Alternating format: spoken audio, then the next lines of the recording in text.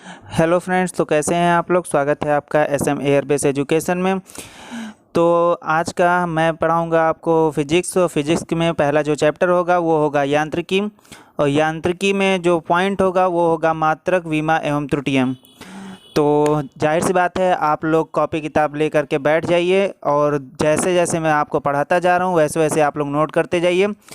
तो आपको समझ में भी आएगा और हमको भी अच्छा लगेगा। और लाइक शेयर कमेंट ज़रूर करिएगा, क्योंकि उससे मुझे अच्छा लगता है कि तो इससे मुझे काफ़ी मोटिवेशन मिलेगा। और आपके लिए ऐसे हमेशा ढेर सारा वीडियो टॉपिक मैं उठा करके ले आता रहूँगा जो आपके एग्ज़ाम को क्लियर करने के लिए काम आएंगे।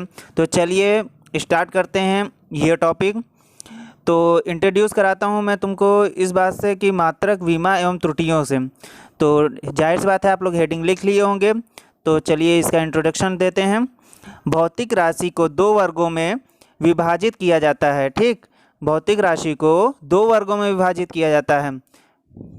पहली राशि होती है मूल राशि, दूसरी राशि होती है व्युत्पन्न राशि।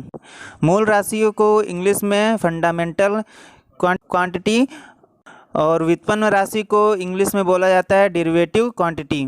तो हेडिंग डालिए मूल राशि मतलब फंडामेंटल क्वांटिटीज़। तो इसमें लिखिए ऐसी भौतिक राशियाँ जो अन्य राशियों पर निर्भर नहीं करती हैं वो मूल राशियाँ कहलाती हैं, जैसे द्रव्यमान, समय, लंबाई, ताप, दाब, ज्योति, तीव्रता, अत्य। अब दूसरी हेडिंग लिखते हैं व्युत्पन्न राशि। जो राशि इनके संयोग से परिभाषित होती हैं व्युत्पन्न राशि कहलाती हैं। इनको इस तरीके से भी बोला जा सकता है कि जो राशि मूल राशियों से उत्पन्न होती हैं उन्हें भी व्युत्पन्न राशि कहते हैं। इनको आयतन, घनत्व, क्षेत्रफल, कार्य, बल आदि भी कहते हैं। आपको जहां तक होगा कि मुझे लग रहा है कि आपको समझ में भी आ गया होगा ये बातें और आप लोग नोट भी कर लिए होंगे। तो क्या मैं अगले टॉपिक पे चलूं? तो अगर हाँ तो अगला नेक्स्ट टॉपिक होगा क्या है, मात्रक मतलब यूनिट। यूनिट का अगर डिफिनेशन हम दे रहे हैं तो आप लोग नोट करिए। समय। तो मात्रक क्या है ये पहले आप लोग समझ जाइए, उसके बाद तब हम आप ये टॉपिक आगे करते हैं। मात्रक देखो वो चीज है, जैसे कि आप लोग सब्जी लेने जाते हैं तो जो वो सब्जी वाला आपको तौल करके देता है वो एक मात्रक है। मतलब जो चीज वो तौल रहा है वही मात्रक, जिस चीज से वो तौलता है वो मात्रक है। जैसे कि अब आप लोग अपना वजन भी नापते होंगे तो वजन जो आपका होता है दिखाता है। देखते हैं कि आप वजन अपना नापते हैं तो आप उसको कैसे बताते हैं कि आप कितने के हैं। तो आप बोलते हैं ना कि हम इतने किलोग्राम के हैं। जो किलोग्राम आप लोग बोलते हैं वही मात्रक है। अब चलिए इसका डेफिनेशन लिख लेते हैं। समस्त भौतिक राशि के माप के लिए कुछ मानक मापों की आवश्यकता होती है। इसी मानक को उस राशि का मात्रक कहते हैं, मतलब कि यूनिट।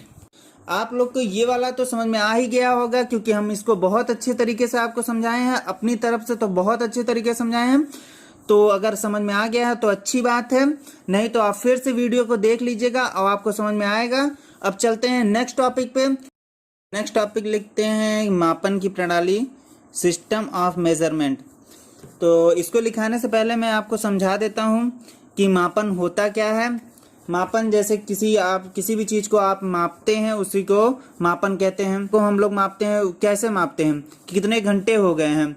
घंटे को क्या बोले हैं, मापे हैं तब बताए हैं ना घंटे को हुआ है घंटा। जैसे कि वजन, अब वजन को हम लोग कैसे नापते हैं, किलोग्राम, किलो, कितने किलो के हैं, हम लोग कितने किलो के हैं, इसको मापते हैं, उसी को मापन कहते हैं।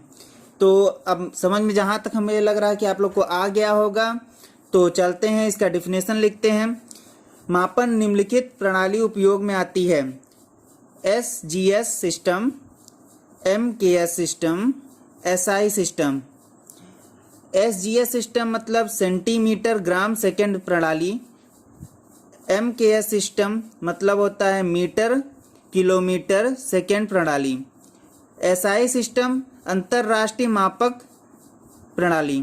हेडिंग लिखिए अंतरराष्ट्रीय मात्रक प्रणाली, इंटरनेशनल सिस्टम ऑफ यूनिट। यह SKS सिस्टम का विस्तार है।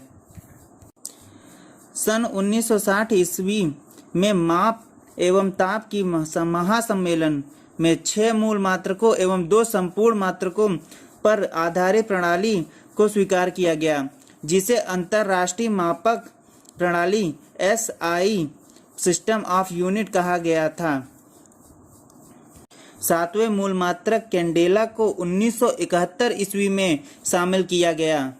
तो देखिए, आपको समझाने के लिए मैं स्क्रीन पे इसका एक ग्राफ बनाया हूँ, उसको आप देखिए कि मात्रकों को कैसे आप समझ सकते हैं। उसके लिए आप अपने कॉपी में नोट कर लीजिए इसको, और इसको पढ़ लीजिए, इसको समझ लीजिए। आप लोग यहाँ तक आप लोग को समझ में आया होगा, जहाँ तक हमें लग रहा है, और हमने पूरी कोशिश भी की है आपको लोग को समझाने के लिए, और आप लोग, हमें लग रहा है कि आप लोग समझ में भी आप लोग के आ गया होगा।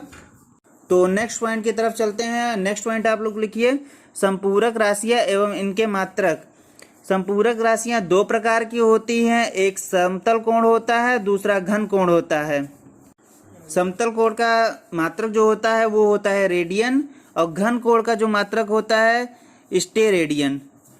तो देखिए, आपके स्क्रीन पे एक और ग्राफ आ गया होगा, इसी प्रकार जैसे ये है, तो वैसे ही हमने बना करके आपके उस पे डाला हूँ। आप इसको देख करके अपनी कॉपी में नोट कर लीजिए, और सारे के सारे आप पढ़ लीजिए।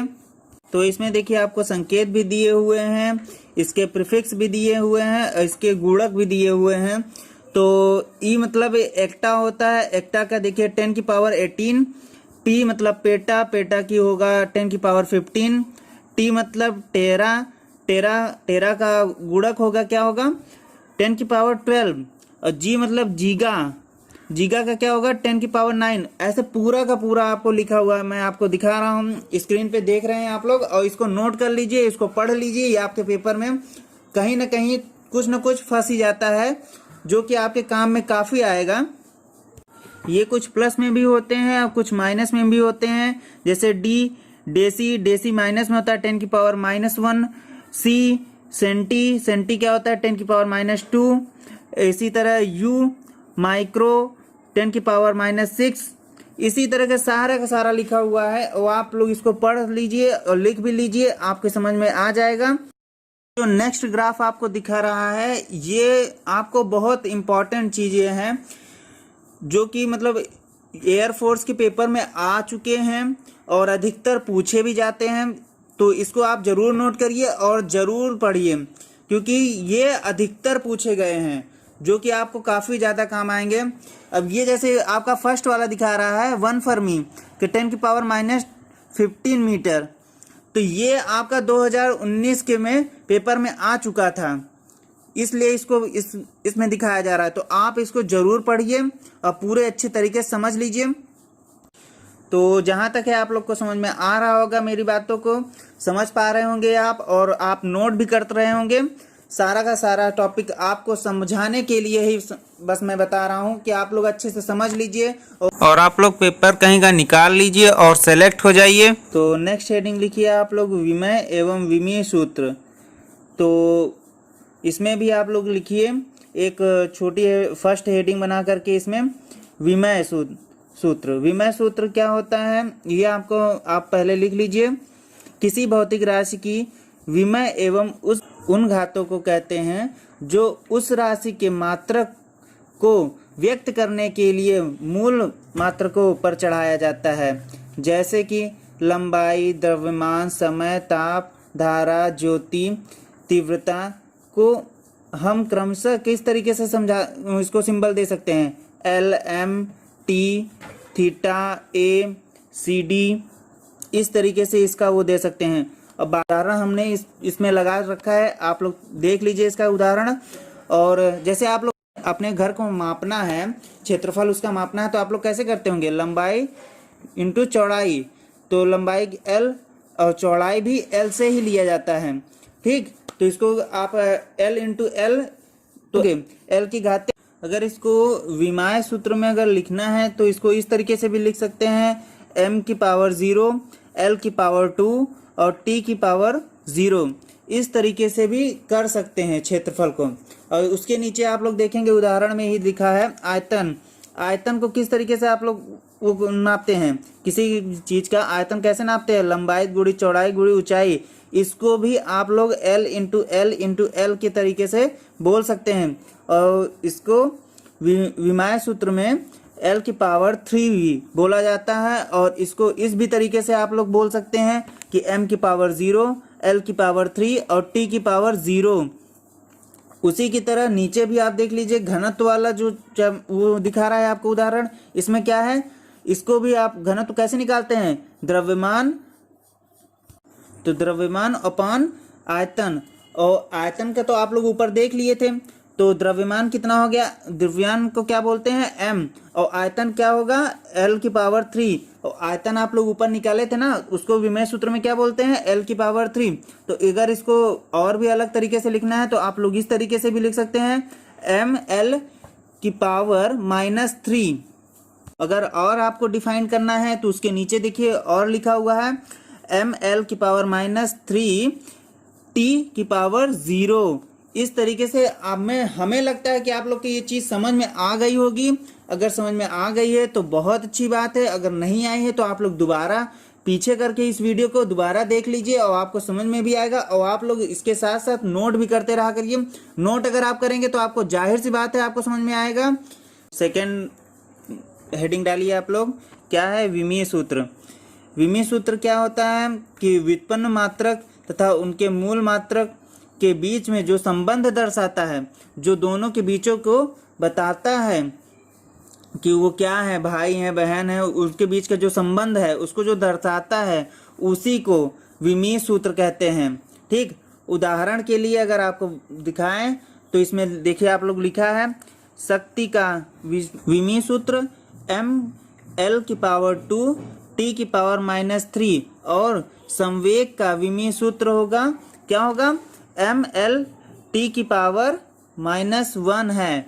इसी के तरह अगर आपको ये वीडियो समझ में आ रहा है, अगर मेरा पढ़ाना आपको समझ में आ रहा है तो आप बताइए, आपको जो चीज़ समझ में नहीं आ रही उसको आप लोग कमेंट करिए, हम आपको समझाने की पूरी कोशिश करेंगे।